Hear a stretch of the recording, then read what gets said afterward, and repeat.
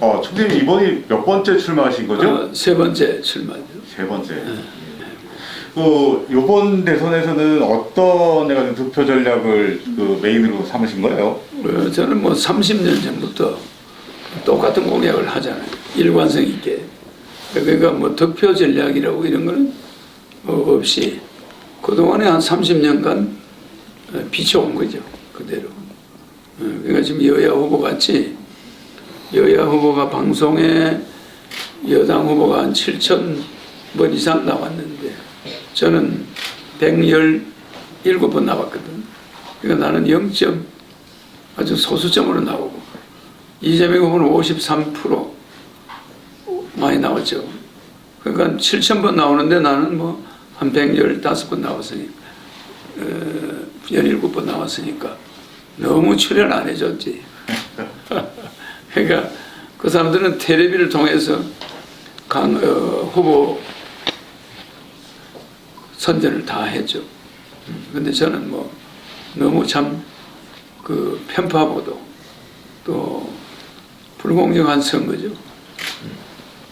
그 사람들은 기호 쓰는 지가 몇 달 됐죠. 근데 우리 기호가 아직 한 달 이상이 나와요. 그부터가 굉장히 불공정하죠. 불공정한 걸 말하자면 뭐 한 7가지. 정치자금도 500억씩 주죠. 여야는. 기호 1, 2번 미리 주죠. 여론조사에서 항상 앞에 부르죠. 뒤에 부르는 사람 불편해. 잘라버려요. 좀 약간 불공정하죠. 뭐 한두 가지가 아닙니다. 그럼에도 불구하고 지금 해가지고 밖에서는 이제 선거 동료 전화들을 굉장히 많이 받는다. 뭐 이러면서 해갖고 화제가 되고 있어요. 예상하셨나요? 그건 방송에 너무 안 내주니까 내 돈 그동안에 나도 방송에 나왔다. 대통령 나왔다 이걸 알려야 되잖아요. 그러니까 왜 전화를 하느냐에 포커스를 두지 말고 왜 허경영이가 전화를 해야만 되느냐. 내 돈 들여가지고 신문 광고를 왜 해야 되느냐. 그렇지 않습니까? 유튜브 광고를 왜 해야 되느냐. 그러니까 전화하는데 한 30억, 신문 광고가 한 30억, 예를 들어서 유튜브 광고가 몇십억. 이게 뭡니까? 돈 100억을 써야 간신히 대통령 나오나 보다 아는 거예요. 그런데 그거는 선거 비용으로 들어가지도 않아요. 예비 후보니까. 개인 비용이에요, 개인. 개인이 돈 100억 써봐야 모르는 사람이 있어, 아직도. 굉장히 너무하지 않나요? 그런데 사람들은 왜 전화를 자주 하느냐. 이런 말을 들으니 억울하죠, 우리는. 지금까지 해가지고 전화나 뭐 이런 것들 알리기 위한 광고들이나 이런 것들이 좀 국민들에게 호소하고 있다고 보십니까? 그렇지, 국민들이 그걸 이해를 해야지. 허경영이가 왜 저렇게 자꾸 전화를 하는가? 어린애가 왜 자꾸 울어서 앉는가? 배고프니까 우는 거 아니에요? 그래. 자꾸 텔레비 내보내주면은 울 이유가 없어. 왜 내 돈 들여가지고 하겠습니까? 그 여야 후보는 국가에서 국민이 내는 세금으로 운영하는 KBS, MBC, SBS, 종편들 뭐 그냥 자기들 개인 홍보 방송이야. 완전 불법 선거운동이에요. 지금 뭐 토론회에서 이제 거대 양당 후보들만 토론을 하는 걸로 지금 그것도 내가 오늘 가처분 신청했어요. 안철수 가처분 했죠. 심상정 했죠. 나도 했어요. 이제 세 후보가 가처분이 들어갔어요. 그러면은 방송사들이 불법 뭐 이런 선거를 조장하고 있어. 적어도 3% 이상 나온 사람, 허경영, 심상정, 허경영, 안철수, 뭐 여야 후보 5명 정도는 보도해야 돼. 같이 토론해야 그게 민주주의입니다. 그 민주주의는 누가 망하느냐? 언론이 망한다는 거예요. 이 민주주의를 가장 파괴하는 자들이 언론이라는 거예요. 언론이 두 사람만 보도해 주는 거야. 그러면 안철수 억울하죠? 허경영 억울하죠? 심상정 억울한 겁니다. 에? 나중에 표 나올 때는 공정하지 않잖아. 민주주의 파괴는 언론이 하는 거고 공산주의 파괴는 국민이 하는 거예요. 그러니까 왜 언론이 이렇게 민주주의 파괴 주범으로 등장합니까? 분명히 트럼프가 붙는데 전 세계 언론이 힐러리가 붙는다는 거예요. 클린턴이 붙는다는 거예요. 그럼 그게 과연 민주적 절차에 의해서 언론이 보도한 겁니까? 전부 힐러리 편을 들은 거예요. 트럼프가 붙을 걸 몰라서 그랬나? 알면서 그랬어요. 그래서 민주주의의 멸망은 언론 때문에 오게 된다. 지금 언론은 어떻게 바뀌어야 된다고 생각하세요? 아니, 위에서 오다 주면 꼼짝 못하고 밑에서는 심부름만 하는 거죠. 기자들의 재량권이 데스크에서 다 잘려버리는 거죠. 그러니까 언론도 완전 독재라고 봐야지. 언론 독재죠. 언론 관료주의들. 그냥 위에서 뭐 누르면 그냥 밑에 기자들이 아무리 올려봐야 소용없죠. 데스크에서 잘라버리니. 능력 있는 기자들은 그냥 쫓겨나는 거예요. 능력 있는 기자들은 다 오래 방송사에 못 붙어 있어요. 후보님 어떻습니까? 요새 가지고 여론조사를 보면은 이제 뭐 정의당의 심상정 후보보다 높게 나오는 조사들이 꽤 있어요. 내가 안철수 심상정보다 11월 달에 5.7%까지 나왔어요. 5.7, 5.5, 5.1 이렇게 나왔죠. 근데 나는 방송에 안 내보내니까 안철수는 방송에 내보내기 시작하더라고. 그때 올라갔잖아요. 그래서 내가 지금 한 20% 돼야 정상이에요. 그런데 예. 이번에 저 FTC인가 MT 그 있지? NFT인가? 거기 내가 1위잖아요. 그죠? 길거리에다가 허경영, 심상정, 안철수, 이재명, 윤석열 붙여놓고 사진 밑에다가 밑에 스티커 붙여보라고 그래요. 어느 스티커가 제일 많이 붙나? 그렇게 했잖아. 대충 심장이 가죠. 어디가 많이 붙을지. 응? 근데 여론조사에서는 안 나와. 그 이유가 뭐라고 생각하세요? 어쨌든 어느 거 하나 공정한 것이 없다. 이런 미개 국가는 나는 처음 봤어요. 내가 대통령 3번 나오잖아. 나는 여러분들 언론들의 그 편파 보도에 희생자예요. 그러나 언젠가는 이제 여러분들이 이제 철퇴를 맞을 날이 올 거예요. 하여튼 한국 정치 지형은 완전 세계에서 꼴찌입니다. 왜? 망국적 언론 때문에. 어쨌든 그렇게 편파적인 이 여론조사 속에서도 이제 그 과거에 비해서 해가지고 어쨌든 해가지고 지지율이 훨씬 상승했어요. 그 이유는 어디 있다고 보십니까? 뭐 여러분들이 언론들이 제 지지율을 깎아내린 거지 지금. 언론의 환경은 바뀌지 않았잖아요. 그런데도 그렇죠. 오르는 건. 내 지지율이 뭐 그 정도는 그 올라갔다고 볼 수도 없죠. 20%는 넘어야 될 사람을 그런 거 묻고 났으니까. 예. 하여튼 국민이 전기밥통이 너무 열이 올라갔는데 압력밥솥에 그 압력이 나오지 않으면 됩니까? 나중에 폭발해요. 오늘 우리 과천에 성관위에 우리 지지자들이 나도 모르게 가서 데모한 거 알죠? 말도 못합니다. 우리 지지자들이 이제 들고 일어날 겁니다. 이거 되겠습니까? 지금 해가지고 출마하신 분들 중에 이제 제일 출마를 많이 하셨잖아요. 그리고 이제 선거를 여러 번 지켜보셨을 텐데 그 어떻습니까? 이번 선거가 역대 최 비호감 선거라는 이런 얘기가 있어요. 그거는 뭐 거대 양당 후보들에 해가지고 호감도가 되게 떨어진다는 선거인데 그 총재님 분석하시기에는 거대 양당의 그 양쪽 후보들 보실 때 어떤 생각이 드십니까? 내가 홍준표라든지 이낙연이라든지 이런 후보가 대통령을 나왔으면은 내가 TV 토론하면 재밌죠. 말할 그 사람들은 그 정도 문제가 없는 사람들이야. 비호감이 아니잖아요. 근데 두 사람 다 수사를 받던 사람들이에요. 아직 그게 특검이 완료가 안 됐잖아.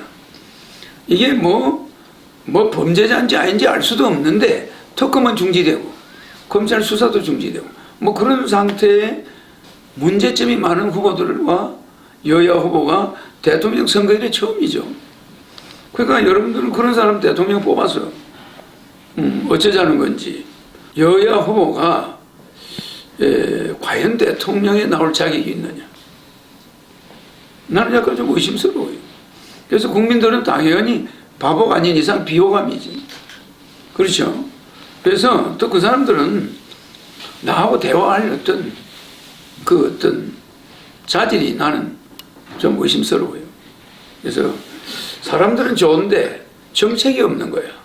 전부 내한테서 뭐 퍼간 거라든지 뭐 변형된 거 뭐 국민들이 그래요. 내가 이야기하는 게 아니라. 그래서 윤석열과 이재명보다는 홍준표와 이낙연이었으면 대통령 비호감이 아니니까 대통령 선거가 재밌을 텐데 이번에는 그냥 선거 막판에 허경영이가 대통령 될 수도 있게 돼 있어요. 누가 비호감을 그렇게 찍어가지고 어쩌자는 겁니까? 응? 만약에 특검에서 범죄 혐의가 나오면 어떡하려고? 뭐 우리나라 그냥 날려버리려고 그래요? 나는 후보들의 약점을 이야기하는 사람은 아닌데 너무 특검을 한다 그래가지고 검찰 조사를 밀어버리고 또 시기를 특검 시기도 놓쳐버리고 검찰 수사도 놓쳐버리고 뭐 어떤 전략을 쓰는지 몰라도 미꾸라지처럼 빠져나가잖아요. 그래서 이런 여러 의혹을 가진 여야 후보 과연 또 하나는 야당의 윤석열 후보는 뭐 그냥 분명히 정권 교체해야 된다. 정권 교체가 됩니까? 민주당이 200명이 윤석열 대통령 되자마자 4개월 만에 탄핵시켜요. 내가 거짓말하는 것 같아요. 그러니까 정권 교체가 아니라 대통령만 교체되는 거예요. 그 식물 대통령 가지고 뭐 하자는 거예요? 웬 공약을 그렇게 남발해? 그거 할 수 있을까? 200명 국회의원이 해줄까요? 박근혜 대통령은 국회의원 수가 그보다 더 많았어. 지금 국민의힘보다. 그죠? 그래도 여소야대라서 국회에서 법안 하나 안 해줬어. 탄핵됐죠? 그러니까 정권 교체라는 것도 여러분 쏘고면 안 돼. 무슨 정권 교체야? 오 시장이 서울시장 됐는데 서울시 의회가 민주당 아닙니까? 뭐 마음대로 할 수 있나? 그냥 시끄러운 전쟁터로 바뀌는 거예요. 그러면서 또 4개월 만에 나는 또 대통령 4번째 나가야 돼. 그렇게 되면 그러면 돈이 또 얼마가 들어갑니까? 그러니까 아예 이번에 다시 재선거 안 하도록 여야 후보 뽑지 않는 게 좋아요. 그냥 허경영 뽑아버리면 문재인 윤석열 부통령, 이재명 부통령, 안철수 부통령, 뭐 또 심상정 부통령, 명예 부통령을 해가지고 연립정부를 구성하겠다. 그래서 여당 의원과 야당 의원이 합세해가지고 허경영 공약을 밀고 나가는 거예요. 그거 안 될 때는 할 수 없이 정신교육대로 국회를 정지하겠다. 보내겠다. 비상계엄 해가지고. 경제 비상계엄. 대한민국의 경제를 살리기 위해서 비상계엄 하겠다. 그러나 함부로 비상계엄은 안 합니다. 처음에는 윤석열 받은 표만큼, 이재명이 받은 표만큼, 내가 받은 표만큼, 각자 자기가 받은 표만큼 장관을 임명해. 연립정부를 구성합니다. 이해가죠? 그래서 그들과 연합해서 정치를 하겠다. 그러면 싸울 일이 없잖아. 하여튼 자신이 있어요. 그러나 절대 여야가 됐을 때는 극한 대립이에요. 그렇죠. 공약하면은 사실은 해가지고 허 후보님이 이제 과거 대선 때 내세웠던 공약들이 그때 당시에는 좀 해가지고 좀 안 어울린다. 이런 공약들이 많았지만 현실화된 것들이 굉장히 많아요. 맞죠. 어떤 것들 있죠? 내가 유엔 본부를 판문점을 가져온다. 30년 전에 얘기했죠. 또 내가 모병제 해야 된다. 우리나라 실업자 문제 군대로 가서 흡수해서 모병제를 해야 된다. 공부하는 애들 왜 데려가냐. 공부하는 애들은 공부하게 놔두고 군대 가서 이거도 나 저기 나도 군대 가서 돈 벌겠다는 사람들 있잖아요. 그런 사람들 군대 보내. 그래서 우리나라 실업률 제로로 만들 수가 있다. 모병제 하자. 또 여성부 없애야 된다. 보건복지부, 보건부만 만들고 복지부를 없애야 된다. 여성가족부 없애고 결혼부를 만들어서 그 안에 여성부, 청년부, 남성부 이렇게 만들면 돼요. 결혼을 시켜야 되니까. 그래서 이 말하자면 내 정책은 30년 전에 만들어진 게 지금까지 일관돼 있어요. 그래서 사람들이 여야 공약만 보면 저 허경영 있고 닮았는데 다 그래요. 내가 하는 말이 아니라 언론에서 그래요. 맞죠? 그것은 국민들이 다 알고 있는 사실입니다. 그래서 내가 옛날에 30년 전에 저출산 해결하자, 에? 결혼하면 1억 주자, 그러니까 미쳤다고 했지만 그때 안 했기 때문에 이미 그때 노인이 한 명에 어린애가 10명이었습니다. 그죠? 근데 지금은 어떻게 됐냐? 노인 10명에 어린애 하나예요. 노인 10명에 어린애 하나. 그 이건 나라가 나중에는 30년 후에는 대학생이 하나도 입학하는 애가 없어. 우리나라가. 그 나라 되겠습니까? 망하는 거예요. 그래서 우리는 지금 제가 이야기하는 대로 제가 옛날에 한 공약이 맞듯이 또 지금 내가 하는 공약을 지금 사람들이 따라하듯이 미래 그때의 저출산 문제를 했어야 되는 거예요. 58년 개띠가 있을 때 20년마다 베이비붐이 일어났죠. 58년 베이비붐. 그러면 20년마다 나와야 인구가 유지돼요. 그러면 7, 8년에 베이비붐, 98년에 베이비붐, 2018년에 베이비붐 있었나요? 베이비붐이 4번을 맹탕이에요. 계속 인구는 줄어들었어. 나라 망하는 겁니다. 그래서 이거를 30년 전에 돈 안 들이고 할 수 있다. 그냥 결혼하면 1억씩 줘보자. 애 낳으면 3천만 원씩 주자. 그때 결혼 엄청 일어났을 거예요. 그럼 우리나라 인구 문제가 없잖아. 지금 노인들만 절반이나 되는데 노인 다 돌아가고 나면 인구 있습니까? 그 결국 외국 사람들이 와야 돼. 그 외국 사람들을 우리가 끌어와야 공장도 돌리고 다 할 거 아니에요? 그럼 나라 망하는 겁니다. 지금 시골에 가면은 초등학교에 다문화 가정 애들이 거의 다 장학했어요. 그 순수한 우리나라 엄마를 둔 애는 그 학교 와서 쪽도 못 써요.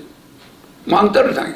전부 다 뭐 이거는 월남 사람의 아들, 이거는 저 어디 태국 사람의 아들, 중국 사람의 아들, 저거 엄마가 각 나라에서 온 사람들이야. 그게 애들이 전부 외국말을 잘해. 그런데 우리나라에는 멍청 한글밖에 못하잖아. 그러니까 이게 대가 그 학교에서 그냥 왕따를 당하는 거예요. 그러니까 다문화 가정이 다 차지하고 있는 거예요. 지금 이 지방의 학교들이 전부 외국 애들이 혼혈 아들 뿐이야. 상당히 문제가 많죠. 그러니까 이걸 내가 30년 전에 결혼하면 1억 주겠다니까 사기꾼이다. 무슨 돈으로 주냐? 사기꾼이 대통령 나올 수 없습니다. 사기 한 번만 치면은 대통령 출마 자격이 없어요. 그런 사람 보고 사기꾼이라고 그래요? 정말 대통령 출마 자격에는 경찰서에서 이 사람이 지금까지 다른 특별한 범죄가 없다는 확인서를 받아서 첨부 안 하면 대통령 등록이 안 돼. 그냥 대통령 나갈 사람은 마음대로 행동을 평생 조심해야 돼요. 그게 얼마나 조심했겠어요? 사실 저출산에 관련돼서는 지금 1억씩 줘도 사실 해결이 나면 1억씩 줘야 지금은 늦었습니다. 그래도 이제 저출산 때문에 1억 주는 게 아닙니다. 결혼하면 3억, 지금은. 애 낳으면 5천만 원. 애 10살 때까지 월 100만 원씩. 육아수당. 이렇게 줘요. 그 대신에 대통령 되면 2달 이내에 국민 18세 이상 모든 국민에게 1억씩을 줘요. 2천조를 풀죠. 국민 가계부채가 2천조야. 그 돈을 주면은 가계부채 해결이 돼. 그렇다고 봅니다. 그 2천조를 주고, 그거는 청년들이 대학 학자금 융자 받은 거 못 갚았잖아. 그 신용불량자가 돼 있어. 그 1억을 주면은 청년들이 부채 문제에서 벗어날 수 있어요. 또 각 가정도 아들이 있고 딸이 있으면 한 4억 내지 5억이 들어와. 18세부터 1억이니까. 그러면 우리나라 서민들의 빚은 다 없어집니다. 시골의 농민들의 논밭은 농협에 100% 들어가 있어요. 그 융자를 얼마 받았냐? 논밭을 제피고 105%. 논밭보다도 더 가격이 더 많은 융자를 받은 거야. 그 신용대출이죠. 농산물까지 담보로 해가 융자를 받았어. 그래 이 노인들이 내가 대통령 되면은 모든 빚을 갚을 수가 있어. 그렇잖아요. 부부 2억, 자식들 있으면 또 1억씩 나오죠. 뭐 그러니까 돈이 보통 한 집안에 몇 억씩 들어오니까 그러니까 농협의 빚 다 갚아. 저 앉아요. 그리고 매월 1년 농사 짓는 것보다 쌀이 더 많이 들어와. 매월 부부가 600만 원이 들어와. 그렇잖아요? 그럼 1년에 약 7천만 원이 들어와. 시골에 할머니, 할아버지가. 그렇죠? 그러니까 농사 짓는 것보다도 훨씬 돈이 많이 들어와. 그러니까 농민들이 빚 다 갚고 살 수 있죠. 그러니까 우리는 부모님들, 이제 연세 많은 부모들이 어떻게 사는지 다 알아요. 그러니까 우리는 효도 한번 해보고 죽어야 돼. 저 나이 많은 60, 70 넘은 사람들에게 한번 원도 없이 편안하게 한번 모셔봐야 돼. 그럼 한 달에 150만 원씩 주고 노인수당 70만 원씩 220 들어요. 노인. 그러니까 노인 할머니가 220, 할아버지가 220. 노인들 가정은 매월 돌아갈 때까지 440이 들어와요. 내가 왜 그런지 압니까? 대한민국 정치인들이 노인들 효도했습니까? 오갈 데 없이 만들어놨어요. 뭐 요양병원 간다고 뭐 돈 저축하는 게 있나? 그냥 자식들 눈치 보고 자식들은 치지도 잘 안 되고 그렇잖아요. 마음이 편치 않습니다. 그럼 우리는 부모한테 효도 한번 해봐야 돼. 그런 정치를 하려고 하는 겁니다. 뭐 대통령 내가 뭐 대통령 안 하면 밥을 못 먹나요? 에? 월급 안 받죠? 대통령 판공비 400억 내 돈 쓰겠다는 거예요. 또 대통령 청와대에서 밥 먹는 거, 잠자는 거 내 돈 다 쓰겠다는 거예요. 국가 돈은 10원도 안 쓰겠다. 그런 대통령 봤습니까?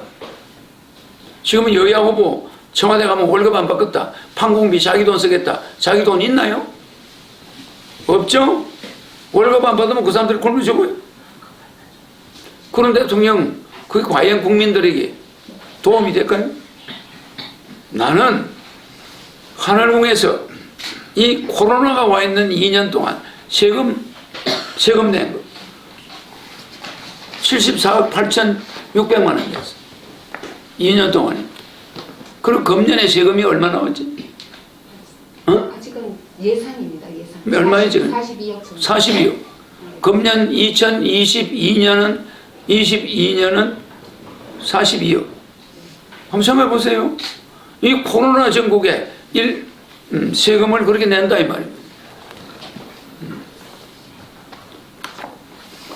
그 자연스럽게 지금 해가지고 내세우고 있는 정책. 과연 여야 후보가 세금을 정책인데요. 많이 냅니까? 예. 과연 여야 후보가 세금을 많이 냅니까?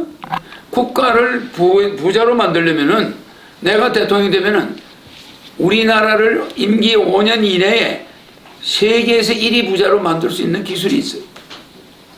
내가 이 하늘궁에 뭐 공장 차렸나? 그냥 여기서 강의만 해가지고 1년에 세금 한 40억 이상 내죠. 적은 게 아닙니다. 그렇죠. 강연만 해가지고. 그래서 대한민국은 15년째 3만 불 미만이에요. 이거요 안 됩니다. 내가 대통령 되면은 10만 불 세계 1위 5년 안에 해냅니다. 왜? 혼자 돈 버는 재주가 있잖아. 에? 그런 사람들이 돈 버는 재주 없는 사람들이 어떻게 국민을 부자로 만드나? 그죠? 말씀하세요. 예, 그 자연스럽게 이제 삼삼정책을 말씀을 하시는 것 같은데 그 예. 삼삼정책에 대해서 구체적으로 좀 설명 좀 부탁드릴게요. 그 삼삼 정책은 일단 국회의원을 100명으로 줄여요. 무보수 명예직 보장은 없어요. 지자체 월급 없어요.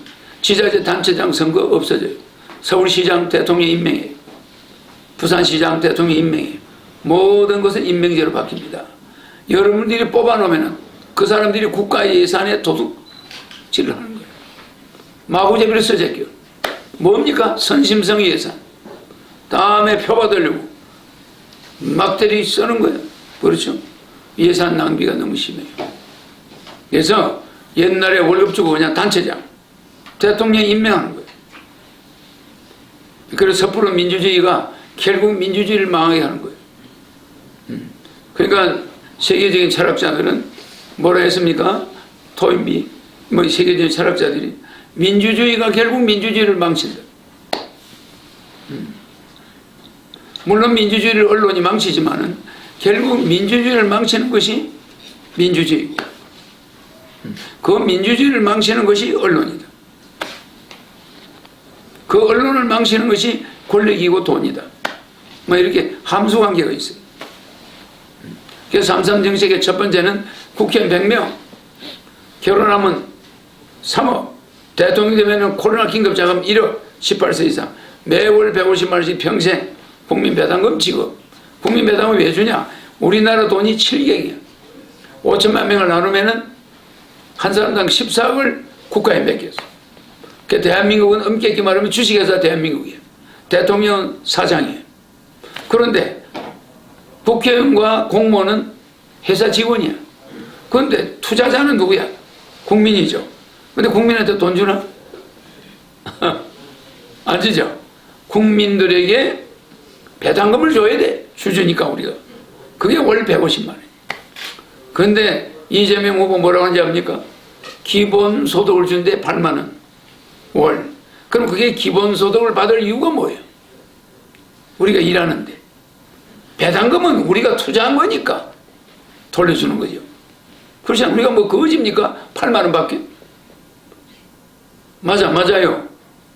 절대 착각하지 마시오. 그거는 복지 예산이야.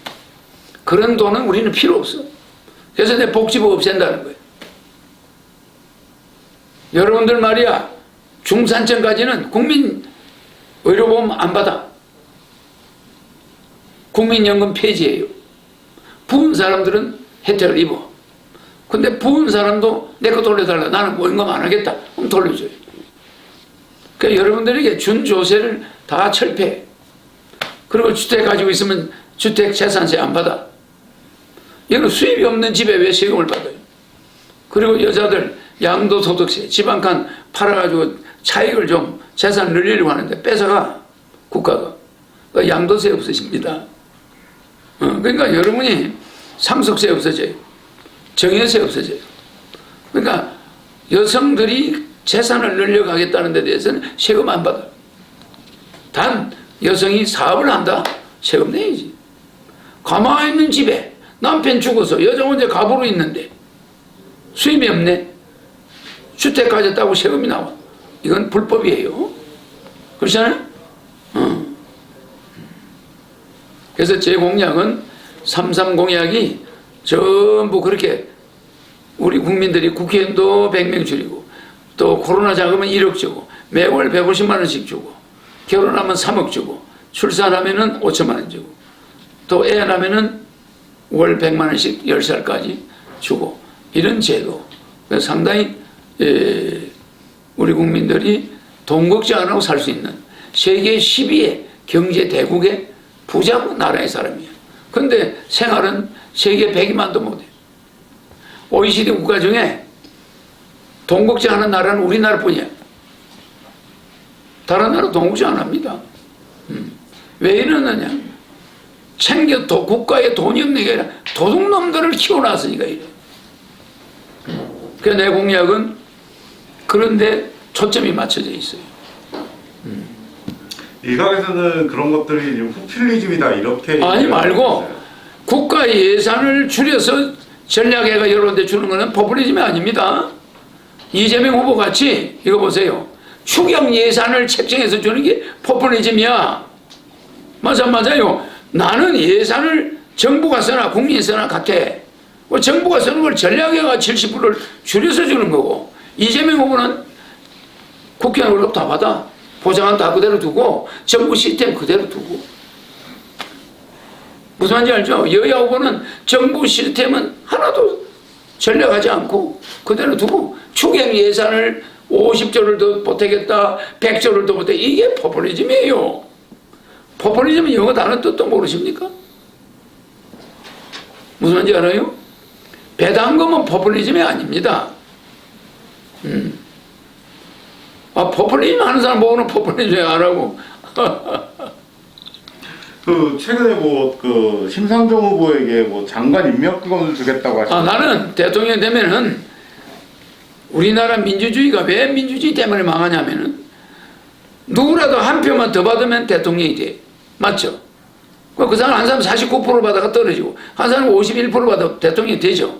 그러면 이 49% 받은 사람을 눌러버린다는 거야. 철저히. 나는 그렇게 안 해요. 49% 받은 사람은 국민의 49% 여론을 담당하라 이거야. 부통령으로 와서 같이 하자 이거야. 이거는 한 명이 한 표 차이로 떨어져도 너거는 팽이야. 저거 고집대로 다 해버려 그냥. 안 되는 거예요. 이 민주주의가 진짜 잘 되려면은 대통령 후보의 당선자가 그 떨어진 사람이 표를 49% 받았으면 장관은 당신 49% 임명해. 그래 안 그래요? 나는 51% 임명하고 같이 하자. 대통령은 내가 하죠. 그 사람 부통령 해라. 49% 표를 밟아버리는 거야. 이게 민주주의입니까? 아니에요. 아버지는 51%, 어머니는 49%. 그러면 그냥 어머니 의견을 철저히 무시해버리나? 그래, 그래요. 아버지가 그럼 주관해라. 아버지가 1% 더 나왔으니까 아버지가 주관하세요. 그러나 어머니 의견은 우리 가족 중에 절반 정도 차지합니다. 그니 아버지 고집대로 하지 마세요. 이게 민주주의가 돼야 되는 거예요. 맞아. 떨어진 사람은 그냥 낙동강 오리알이야. 1% 떨어졌는데. 같이 해야 됩니까? 안 해야 됩니까? 연립정부. 굉장히 좋은 아이디어입니다. 이런 걸 왜 안 하냐 이 말이에요. 왜 49%를 묻어버리냐고. 그럼 그 사람들이 불만이 생겨 안 생겨? 그게 계속 데모로 나타난다니까? 그죠? 흡수해야 됩니다. 그래서 내가 연립정부 하려고 하는 거지 그거를 이상하게 보면 안 돼요. 뭐 그런 거에 연장선상에서 그 안철수 후보에게 단일화 제안하신 그런 심상정 후보한테도 당신 부통령 나중에 할 텐데 뭐 걱정이냐. 대통령이라고 뭐 국회 장관 몇 명 더 임명하는 것밖에 더 있어요? 그죠? 당선된 사람이 그래서 뭐 큰 뭐가 있나? 다 부통령으로 들어가서 자기 받은 표만큼 권리를 행사할 텐데. 그래 안 그래요? 야, 제게 우리나라 민주주의의 발전이 엄청나게 진전된다는 걸 알아야 됩니다. 그 어떠세요? 이제 한 40 며칠 남은 것 같아요 대선까지. 그 앞으로의 남은 대선의 판세를 어떻게 분석하세요? 판세는 여러분이 허경영을 당선시키면 대한민국은 지상낙원이 될 것이고 허경영을 선택하지 않으면 고생 좀 아주 해보지 지금까지 해본 경험이 없는 고생을 하게 되겠죠. 뭐 국회는 아수라장이 될 것이고 대통령 당선자는 야당에서 당선되면은 여당 대통령 물러난 대통령 감옥에 넣으려고 할 거고 또 그렇게 되면 또 야당은 200명의 국회의원을 가지고 살아있는 대통령 그냥 끄집어 내릴 거고 그러니까 아주 한 4, 5개월 사이에 그냥 대한민국 완전히 또다시 대통령 선거 이야기가 나와요. 불을 보듯 뻔한 거야. 몇 프로 정도 얻으면 당선될까요?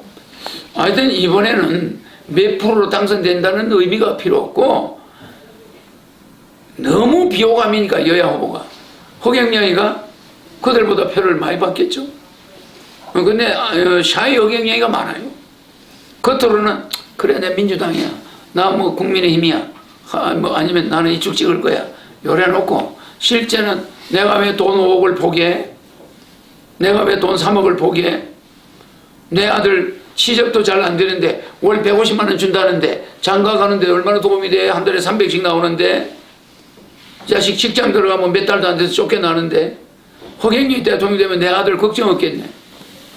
장가 가겠네. 결혼할 때 3억도 준다는데 집안의 모든 문제가 다 해결돼. 먹는 문제, 뭐 집주택 문제, 애들 결혼 문제, 출산 문제 해결 안 되는 게 없어. 그런데 왜 여야 지금은 거기서 한 개라도 해결이 되나? 안 됩니다. 그런데도 지금 정신 못 차리고 뭐 누가 대통령이 될 것 같습니까? 들어보면 몰라요 누가 대통령이 될 것 같은지. 모든 문제가 다 해결됩니다. 그런데도 이런 좋은 기회에 국민들이 비호감 대통령 뽑아가지고 차라리 권투경기를 보는 게 나을 거예요. 권투경기 그냥 한 놈 때려 죽여버리고 45% 국민에 반대하는 놈들 그냥 케어시켜서 죽여버리는 이런 민주주의 고쳐야 됩니다. 내보다 표를 적게 얻어서 떨어졌다면 그 사람 존경해야 돼요. 무슨 말인지 알죠? 그 대통령 후보도 모셔다가 당신이 지지하는 그 국민을 위해서 당신 정책을 좀 펴봐. 그래 안 그래요? 네? 그러니까 우리 이 대통령 선거는 토너메이트가 돼야 되는데 무슨 경기죠? 리그전이 돼야 되는데 이 지금 민주주의는 토너먼트 권투 무조건 때려서 한 놈을 KO시켜야 이기는 거예요. 이거 안 됩니다. 서로 협동해가지고 축구처럼 그렇잖아요. 상대를 때려눕히진 않아. 서로 공을 친구한테 줘서 저쪽에서 차고 이래 서로 협력해가지고 서로 토너메이트 리그전 차이가 어마어마한 거예요. 그래서 이 리그전이 해야 되는데 토너먼트는 좀 문제가 있습니다. 그래서 대통령 선거를 리그전으로 하겠다는 소리예요. 내가 이겼더라도 다른 떨어진 후보들이 받은 표만큼을 인정해서 아우러서 같이 가자. 내만 다 먹었다. 이거 안 돼. 좋은 생각입니다. 네, 난 복싱 하듯이 상대 선수를 케어시키려고 안 해요. 그리고 그들을 개인적으로 사생활이나 뭐 그들 부인을 뭐 좋다 나쁘다 뭐 요새 도청 이야기가 뭐 전화 녹취 이야기가 많은데 뭐 가족한테 욕설을 했다는 둥 그 녹취가 먼저 나오더니 이 중에 또 후보 마누라 녹취가 나와요. 후보 부인 녹취가. 그러면 이거는 녹취 선거입니까 이게? 무슨 가족 고발 대통령 뽑는 겁니까? 가족 고발 더 많이 하는 사람 대통령 뽑는 겁니까? 나는 이런 가정의 아내와 남편을 이간질해가면서 대통령 되고 싶지 않아요. 무슨 녹취 대통령 선거입니까? 녹취 경쟁을 하는 거야. 한쪽은 7시간 경쟁 녹취했다. 이쪽에는 뭐 누구 욕하는 거 녹취했다. 서로 가족사끼리 녹취를 가지고 싸우질 않나. 이런 대통령 선거는 우리나라가 민주주의가 결국 민주주의를 망하게 한다. 통제해야 됩니다. 중앙선관위는 뭐 하는 겁니까? 후보자 간 토론의 규칙. 첫째, 상대방 비방하지 않기. 둘째, 자기 정책만 이야기하기. 상대방 비방하면은 대통령 후보 자격 박탈. 이렇게 해놔야 될 거 규칙을 정해줘야 될 텐데 그냥 사돈의 팔촌까지 덜먹거리면서 집안의 가정의 파괴, 가정 파괴를 일삼는 걸 선관위로 보고한다 했어. 아니 대통령 뽑는 건지 후보 부인 뽑는 겁니까? 영부인 뽑는 거예요? 그렇지 않아요. 그냥 우리 국민들의 수준이 이래요. 그저 상대방 흠집을 내려. 그래서 난 이런 선거 원치 않습니다. 더 하시고 싶은 말씀 있으세요? 우리 국민이 돈 걱정 안 하는 세상, 우리 국민이 자식 결혼 걱정 안 하는 세상, 우리 국민이 노후 부모님 생활비 걱정 안 하는 세상, 불효하지 않는 세상, 우리 국민이 행복한 세상을 반드시 이번 대통령 선거를 통해서 만들어 드리겠습니다. 네, 감사합니다.